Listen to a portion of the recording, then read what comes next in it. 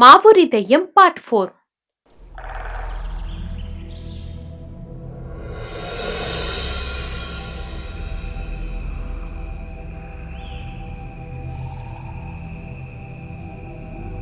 ఈసారి ఆ పాప నా కంటపడితే మరో ఆలోచన లేకుండా ప్రాణాలు తీసేస్తా. తొందరపడకు, ముందు పని పూర్తయ్యాక నీకు నచ్చినట్టు చేసుకో. అసలు తాతయ్య త్రినయని ఏ గృహలో దాచిపెట్టాడో ఇదంతా ముసలోడి వల్లే. నాకు ఎందుకు మన కోరిక నెరవేరే రోజు దగ్గరలోనే ఉందనిపిస్తుంది. దెయ్యాలు రెండు చుట్టుపక్కల మొత్తం వెతుకుతాయి. అప్పుడు వాటికి ఒక గుహ కనిపించడంతో రెండు దెయ్యాలు లోనికి వెళ్తాయి. కానీ అది త్రినేనిని దాచిపెట్టిన గుహ కాదు. మరోవైపు దెయ్యాల వశమైన ఇద్దరు ఊర్లో తిరుగుతున్న సమయంలో ముసలి తాత కనిపిస్తాడు. అయితే తమ చావుకు కారణమైన వ్యక్తిని చూడగానే ఇద్దరికి చాలా కోపం వస్తుంది. అప్పుడు ఇద్దరు ముసలి తాత ఉన్న వైపు వెళ్తారు. నువ్వేనా ఈ ఊరిని కాపాడుతున్న వీరుడివి? మీరు అరే ఇంటికొచ్చిన పట్నం స్నేహితుడు కదా. మా గురించి నీకెందుకురా ముసలినక్క? అసలు నీలాంటి వాడు ఎన్నేళ్ళు బతకడం వృధా.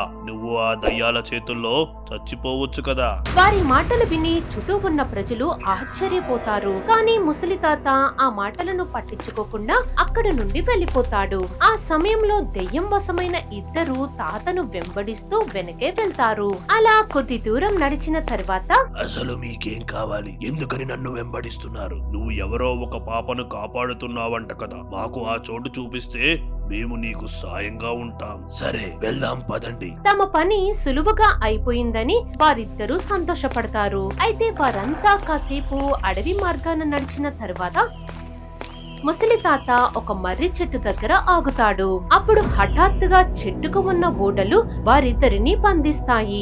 మమ్మల్ని ఎందుకు బంధించావు? వదిలిపెట్టు. మిమ్మల్ని కలిసిన మొదటి క్షణమే మీరు ఎవరో నాకు అర్థమైంది. అన్నీ తెలిసినా కూడా నువ్వు మమ్మల్ని అడ్డుకోలేవు. ఊరు కూడా. హరి స్నేహితుల శరీరాల్లో ఉన్న దయ్యాలు బయటకొచ్చి అక్కడ నుండి మాయమైపోతాయి. ఆ తర్వాత కొద్దిసేపటికి వరుణ్ మరియు అజయ్లు స్పృహలోకి వస్తారు. అప్పుడు ముసలి తాత జరిగింది మొత్తం వివరించి వారిని అక్కడ నుండి పంపేస్తాడు.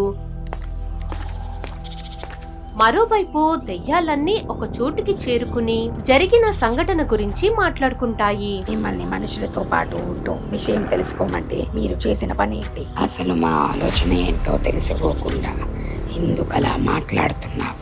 పోయి ముసలోడి హెచ్చరించడం మీరు చేసిన గొప్ప పని.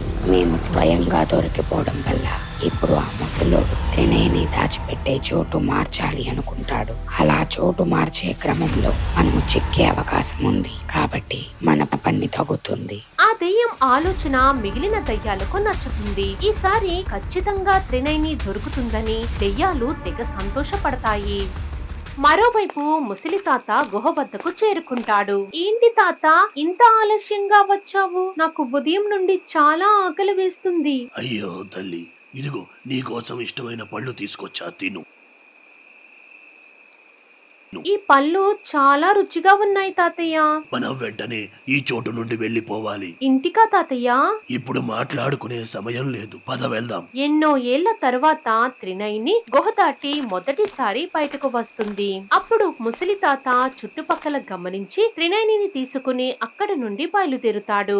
ఆ సమయంలో త్రినయని చాలా సంతోషంగా ఉంటుంది. మరోవైపు వరుణ్ మరియు అజయ్లు హరి వద్దకు వెళ్లి జరిగింది మొత్తం వివరిస్తారు. అదంతా విన్న హరి ఆశ్చర్యపోతాడు.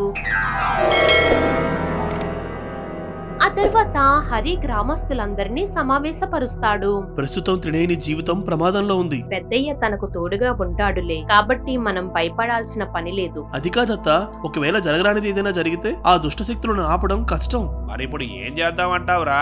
ఇలాంటి పరిస్థితి వస్తుందని తాత ముందుగానే గ్రహించినట్టున్నాడు. అందుకే నాకు ఒక పని అప్పగించాడు.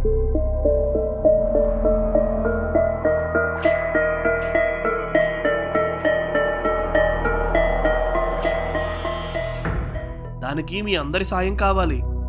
మరోవైపు దెయ్యం గాల్లో ప్రయాణిస్తూ వెళ్తూ ఉండగా ఏవో అడుగు చప్పుళ్ళు వినిపిస్తాయి. అప్పుడు రెండు దెయ్యాలు నేల మీదకు వచ్చి చూడగా అక్కడ ముసలి తాత త్రినేనిని తీసుకుని కంగారుగా నడుస్తాడు. ఆ సమయంలో దెయ్యాలు ఎంతగానో సంతోషిస్తాయి. వెంటనే త్రినేని కోసం వెళ్లి ముసలి తాతను అడ్డగిస్తాయి. ఎక్కడికో వెళ్తున్నట్టున్నావు, మా సాయం ఏమైనా కావాలా? నా దారికి అడ్డు తప్పుకో, పాప జోలికి రావద్దు.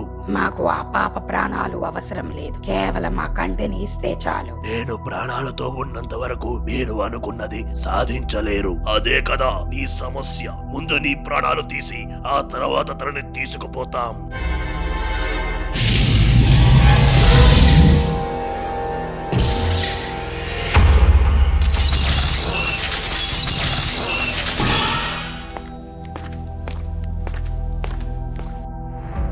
మీరంతా ఇక్కడున్న విభూతి తీసుకుని మనసులో 101 సార్లు శివుని జపించాలి. అలా చేస్తే ఏం జరుగుతుంది? ఆ విషయం నాకు కూడా తెలీదు, కానీ మనమంతా నిష్టగా ఈ పని చేయాలి. మరి ఇంకెందుకు ఆలస్యం, వెంటనే ఆ విభూతి తీసుకోండి. హరి చెప్పినట్టుగా గ్రామస్తులందరూ విభూతి తీసుకుని శివజపం చేయడం మొదలు పెడతారు.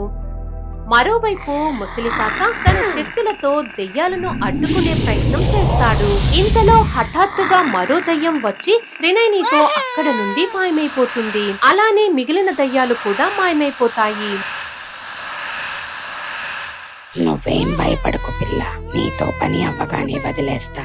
నన్ను తాత దగ్గర విడిచిపెట్టండి, నాకు ఈ చోటు నచ్చలేదు. సమయాన్ని వృధా చేయకుండా పని మొదలు పెట్టండి. త్రినయనిని విగ్రహం ముందు కదల్లేని స్థితిలో ఉంచి దెయ్యాలన్నీ మంత్రాలు చెప్పిస్తాయి. అప్పుడు వారి ముందు ఒక కత్తి ప్రత్యక్షమవుతుంది. ఆ సమయంలో త్రినయని భయపడుతుంది. మరోవైపు గ్రామస్తులు తమ శివజపాన్ని ఆపకుండా పఠిస్తారు. వారంతా శివజపం చేస్తున్న సమయంలో శివలింగంపై ఒక ప్రకాశవంతమైన వెలుగు పడుతుంది. ఈ క్షణం కోసమే మేము ఎదురు చూస్తున్నాం. మాకు నీ స్వరం వినే భాగ్యం కలిగించు. అసంపూర్ణంగా మిగిలిపోయిన కార్యాన్ని పూర్తి చేయడానికి ఇన్నేళ్ల సమయం పట్టిందా? ఆలస్యమైతే ఏమైందిలే, అనుకున్నది సాధించబోతున్నాం కదా. మూర్ఖుడా, ఇదంతా ఒక పథకం ప్రకారం జరిగింది. అసలు ఇంతకాలం కనిపెట్టలేని కోణని ఇప్పుడెలా కనిపెట్టారు? మా తెలివితో ఆ ముసలోడిని బురుడి కొట్టించాం. ఇది మీ అంతానికి ఆరంభం. దానిని ఎవరూ ఆపలేరు. ఏంటి నువ్వనేది? అసలు ఏం జరుగుతోంది? మాతో మాట్లాడు. సరిగ్గా ఆ సమయంలో ముసలి తాత వారు ఉన్న చోటు వద్దకు వస్తాడు. మీ కథకు ముగింపు పలికే సమయం వచ్చింది. మమ్మల్ని ఏం చేయబోతున్నావు? నిజం చెప్పాలంటే మీకు భయపడి త్రినయని ఉండే చోటును మార్చాలనుకోలేదు. అలా చోటును మార్చే క్రమంలో మీరే తనను తీసుకెళ్తారని తెలిసి ఆ పని చేశాను. ఎందుకు? త్రినయని ఆ ఈశ్వరుని అనుగ్రహంతో పుట్టింది. అయితే జాతకరీత్యా ఈ రోజు తనలోకి ఒక అద్భుత శక్తి రాబోతోంది. ముసలి తాత మాటలు వింటున్న దయ్యాలకు కంగారు మొదలవుతుంది. మరోవైపు గ్రామస్తులు శివజపం పూర్తి చేయడంతో అక్కడ శివలింగం మీద పడుతున్న కాంతి ఒక దీపపు వెలుగుగా మారుతుంది. ఆ వెలుగు ప్రయాణిస్తూ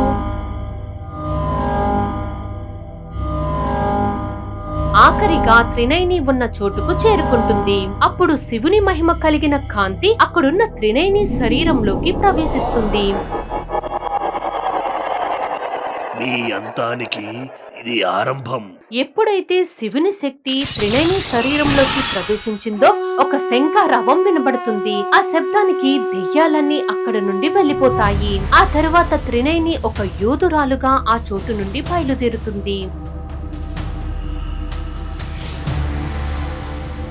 అప్పుడు త్రినయని తన 3వ కంటిని తెరిచి ఒక్కొక్క దెయ్యాన్ని నాశనం చేస్తుంది.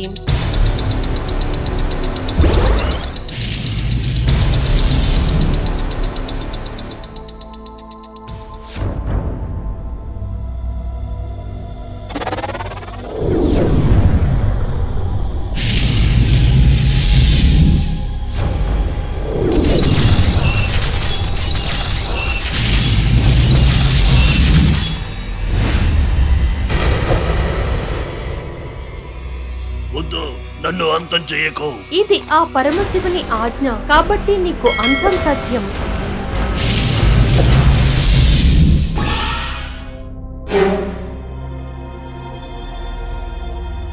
తాతయ్య, నాకు ఏమైంది? నీకేం కాలేదు తల్లి. ఆ దేవుడు దయ వల్ల ఈ రోజుతో అన్ని సమస్యలు తీరిపోయాయి. అయితే ఇకపై నేను మీతో కలిసి ఉండొచ్చా తాతయ్య? కలిసి ఉండొచ్చు తల్లి. దెయ్యాలు అంతమవడంతో ముసలి తాత పాపను తీసుకుని ఊర్లోకి బయలుదేరుతాడు. అదే సమయంలో గ్రామస్తులందరూ వారి కోసం ఎదురు చూస్తూ ఉంటారు. ఆ తర్వాత ముసలి తాత ద్వారా దెయ్యాలు అంతమయ్యాయని తెలుసుకుని వారంతా ఎంతగానో సంతోషిస్తారు. గతంలో జోగయ్య కోరుకున్న విధంగా మనమంతా కలిసి శివుని ఆలయం కట్టిద్దాం. సరిగ్గా చెప్పావు పెద్దయ్యా. అలా చేస్తే కనీసం వారి ఆత్మలకైనా శాంతి కలుగుతుంది. అవును, ఈ రోజు నుండి త్రినయని మనందరి బిడ్డ. అప్పుడు గ్రామస్తులందరూ త్రినయనిని దగ్గరకు తీసుకుంటారు. ఆ స్పర్శకు త్రినయని చాలా సంతోషపడుతుంది.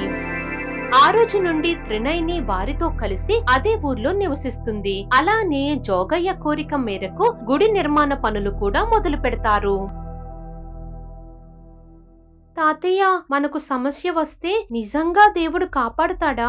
మనం బలంగా నమ్మి ఆ ఈశ్వరుని వేడుకుంటే ఖచ్చితంగా కాపాడుతాడు తల్లి. ఓం నమః శివాయ.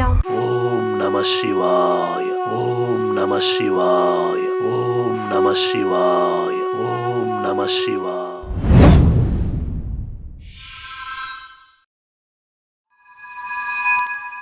For more horror stories, please subscribe our channel.